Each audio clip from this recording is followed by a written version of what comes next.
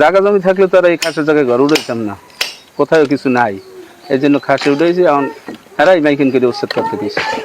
এখন হেরা যদি উচ্ছেদ করে কইছে যে নিজেরা ভাঙ্গে নেই তো কিছু পাবার, হেরা ভাঙলে কিছু পাবো না, এই বইটা ভেঙে গেলেছি না, কোনো ক্ষতিপূরণ পাই নেই।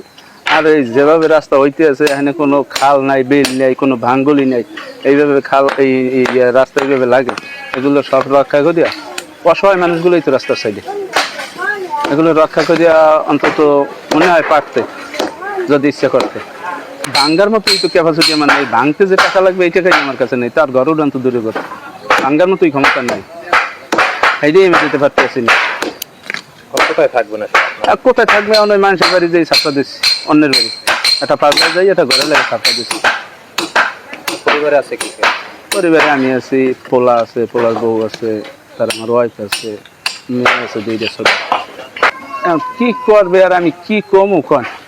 আমাকে কোনো আর্থিক সাহায্য করে না, কোনো কোনো জায়গা জমি একটু মিল করে দেয় যে এনে যাই তোমরা খাও বা অমুক করো সমুক করো না, কি করে এখন আমরা? কেন আমার বাপ দাদা থেকে তো আমাকে জায়গা জমি সবই অবদায় নিয়ে গেছে, এইটাই আমরা এই খাসের জায়গায়, আমার কোন টেকাটি সম্পত্তি নাই কিনলেই চলে, সবাই অবদায় নিয়েছে। আর এই আমার বাপ দাদার জমি খাস করছে, এই খাসের মধ্যে আমরা ঘর করছি।